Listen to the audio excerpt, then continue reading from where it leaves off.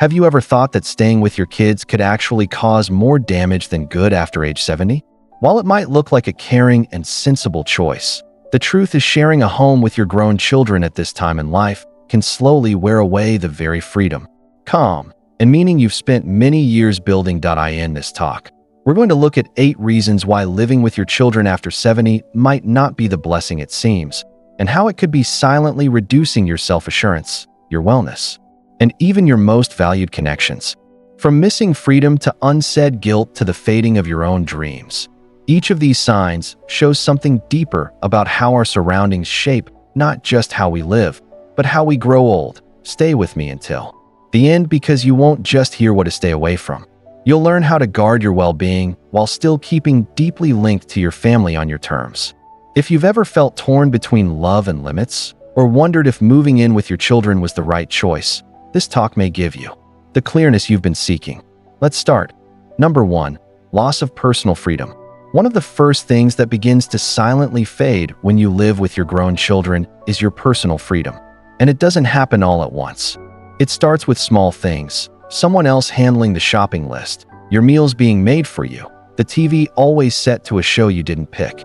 Over time, you begin to shape your day around someone else's pace. And little by little, your own choices take a back seat. Freedom after 70 isn't just about physical skills.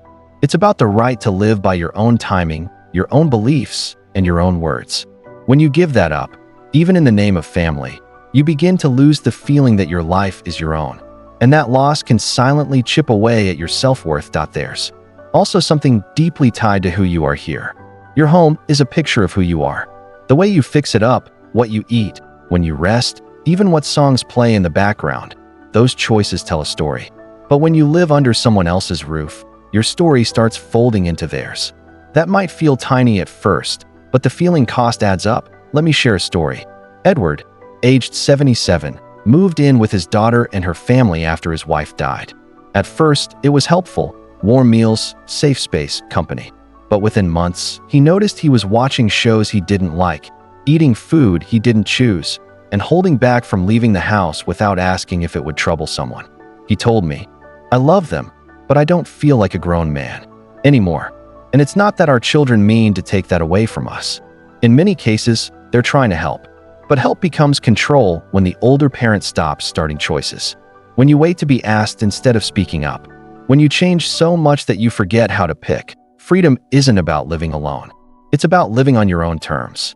That can mean a smaller place, a quieter place, a place that fits your life, not someone else's.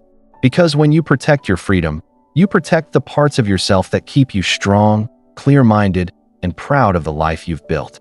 And when you lose that too early, even in the comfort of family, you start to shrink in ways no one else sees, but you feel every day.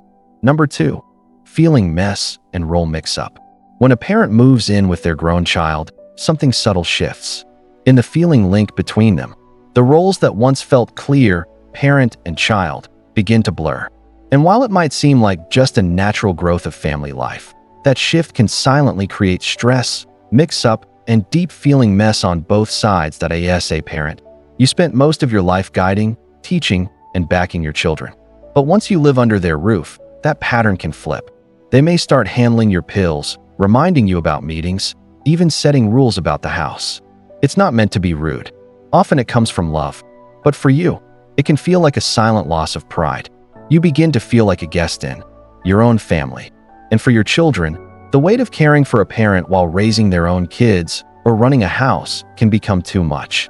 They're no longer just your son or daughter. They become carers, choice makers, peacekeepers.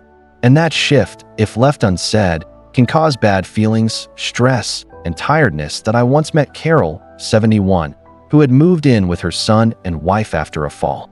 "I thought it would just be for a few months," she said. "But it's been 2 years. I try to stay out of their way. I try not to make waves, but I don't feel like the mother anymore. I feel like the task." Her voice was calm, but her eyes said everything. These feelings don't always lead to open fights. More often, they show up as stress in the air, a pause before you speak, a sense that you're walking on shells, a fear that one ask too many will tip the scale. And over time, both you and your children may begin to miss the type of the link you had before. Back when love didn't feel so mixed with details, that's why limits matter. And space matters. Not just body space, but feeling space. Enough room to still feel like a parent, not just someone who needs to be handled. Because when you lose that sense of self, you lose one of the strongest holds you've had your whole life. And it's not selfish to want that space. It's healthy. It's true. And for many families, keeping own homes while staying closely linked guards both love and respect in the long run. If you're still watching this talk and finding these views helpful, please comment number 2 below to let me know you're here. And if you haven't signed up yet, I suggest you sign up and turn on the bell so you don't miss any talks. Your help lets us keep making good content to teach and boost you. Now let's move on. Number 3, more risk of feeling like a load. 1 of the hardest feelings to carry in older age is the sense that you're a load to the people you love most.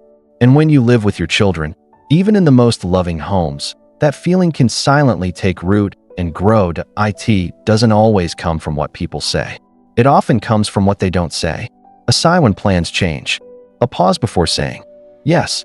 A glance traded between your son and his wife when you ask for help. These small, quiet times may not be planned, but they leave a mark. As you age, you become more aware of time, work, and space. You notice how busy your children are. You see the push it takes to raise kids, handle jobs, and keep a house running. And even if no one ever says it out loud, you may start to ask yourself, am I in the way? That doubt doesn't come from pride. It comes from love. What makes this even harder is that many older adults don't want to cause trouble. They start holding back. They stop asking for small things. They stay in their room longer. They try to be easy. But in doing so, they also become quieter, smaller, more cut off. Not because their family made them feel unwanted, but because the fear of being a load changed how they see themselves. I remember Dennis, 80, who lived with his daughter's family after a stroke. He told me, they treat me well, but I hear them saying soft words about money, about the extra food. I know they're not blaming me, but it still makes me feel like I cost too much to love. That kind of feeling weight can lead to low mood, pulling back, and even body decline. Because when a person starts thinking they're unwanted, they stop taking care of themselves. Their posture changes. Their eyes dim. They stop being the form of themselves that they used to be. This is why living on your own, no matter how simply, can be so strong. When you handle your own space, make your own picks, and carry your own weight, even in small ways, you guard your sense of worth. You no longer have to wonder if you're too much, because you know you're holding your own. And that sense of doing is not just good for your pride. It's good for your health. It helps you move more, laugh more, reach out more. It reminds you that you still have something of worth to give, not just something that needs to be handled. So, if you've ever felt like you're walking too softly in someone else's home, that's not a fault in you. It's a sign that your soul is asking for space to breathe again. And you should have that space, not out of being selfish, but out of respect for the life you've already built and the self-worth you've earned. Number 4, messing with your children's own family patterns. When you move into your child's home, you're not just going into a body space. You're stepping into a feeling world that already has its own beat, rules, and roles. And no matter how loving the home is, your being there, however well planned, can silently shift the weight of their daily life. Your child has likely spent years building their own family ways. How they raise their kids, how they handle their link, how they split tasks.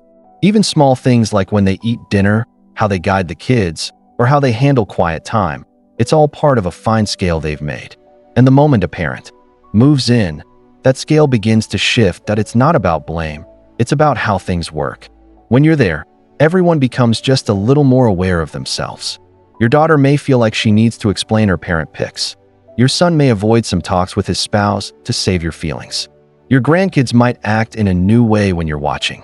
All of it adds small weight, whether anyone says so or not. I knew a woman named Lorraine, 79, who moved in with her daughter's family after a health scare. I just wanted to help, she said. I folded clothes, picked the kids up from school, cooked dinner.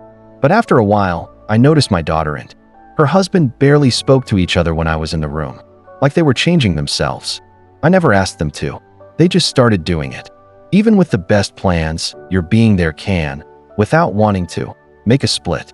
Your child may feel pulled between being a good parent to their kids, a good spouse to their partner, and a good child to you. That's a lot to carry. And over time, that balancing act can build silent bad feelings. Even if everyone is too kind or too scared to name it at the same time, you may start feeling left out of talks or pics that you used to be part of. Not because you're being pushed away, but because your child is trying to shield you or shield their house from fights. That space can sting, and it can make you feel like a guest in a place that was meant to feel like home. That's why having your own space, both in body and mind, matters. It lets your children keep building their lives without changing every pick around your being there. It gives their marriage room to breathe. It gives their kids room to grow.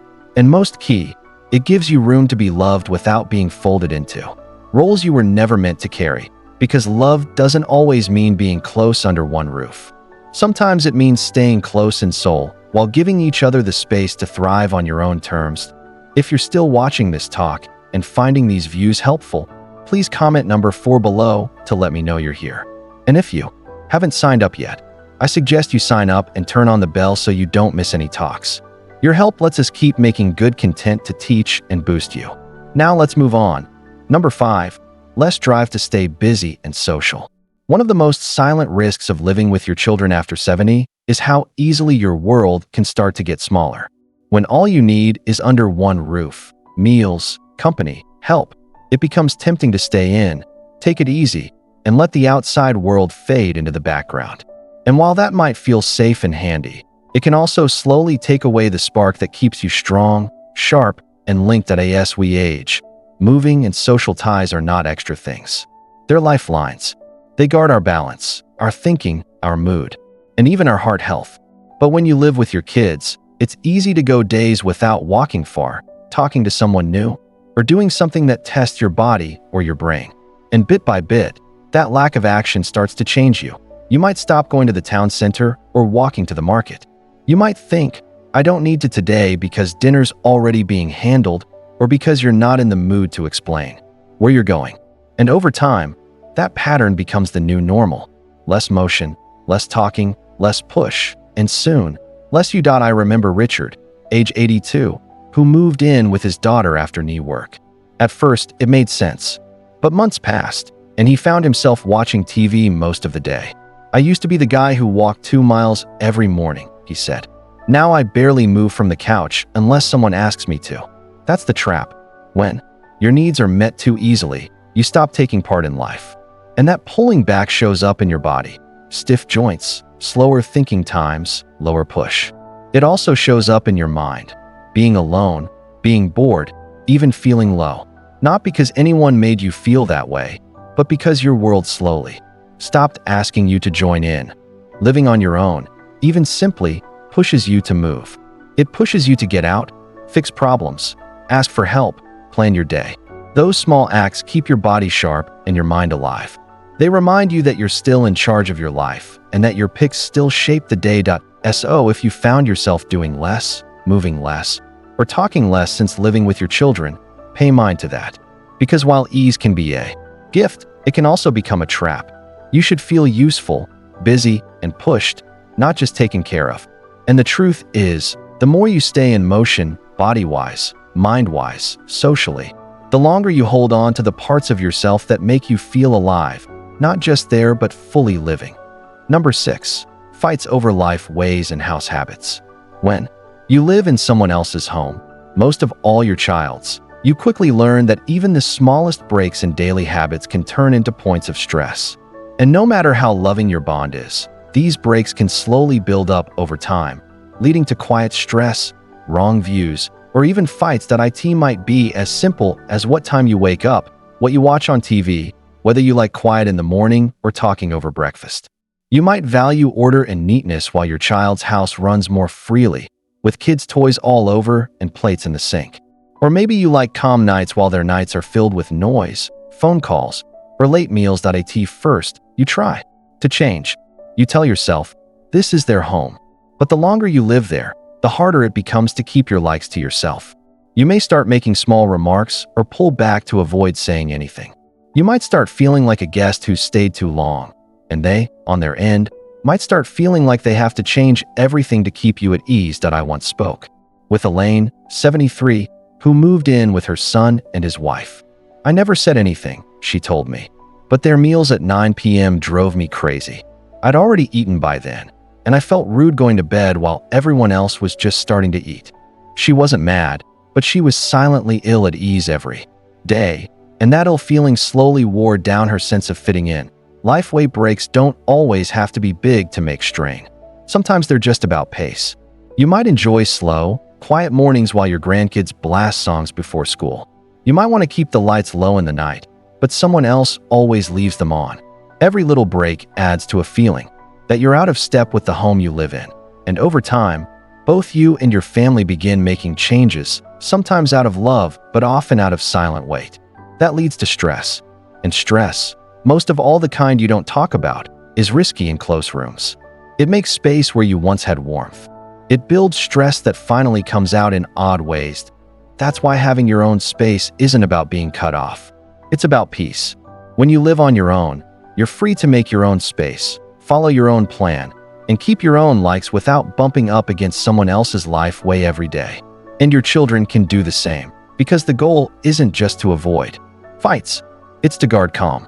And sometimes the best way to stay close to family is to love them from your own space, where both of you can breathe, rest, and live without stepping on each other's pace. That if you're still watching this talk and finding these views helpful, please comment number 6 below to let me know you're here. And if you haven't signed up yet, I suggest you sign up and turn on the bell so you don't miss any talks. Your help lets us keep making good content to teach and boost you. Now let's move on. Number 7. Putting off going after personal aims or loves. After 70, something strong can happen if you let it. You finally have the time, space, and freedom to look into parts of yourself that may have been put on hold for tens of years. Hobbies you loved but set aside. Dreams you tucked away while raising a family. New likes you're just now finding. But when you live with your children, those personal goals often take a back seat. And not because anyone tells you to stop, but because life under their roof pulls your focus in other ways. It starts subtly. You might skip the painting class because dinner needs to be ready. You don't go to that book group because you feel odd leaving the house empty. You tell yourself next week, or it's not a big deal. But over time, your sense of self as a person with your own plans, wonder, and aims starts to fade. That's most true when your grown child's home becomes the center of your daily life. Your plan begins to move around theirs. Your feeling power goes toward helping them, backing the grandkids, or simply changing to their pace. And while that might feel useful at first, it can silently put off your own growth at a time in life where self-finding is more key than ever. I remember Harold, 75, who had dreamed of learning the piano after work years. But after moving in with his daughter, he said, "I just couldn't find the right time. Someone was always in the living room. And after a while, I just stopped thinking about it." That's the risk.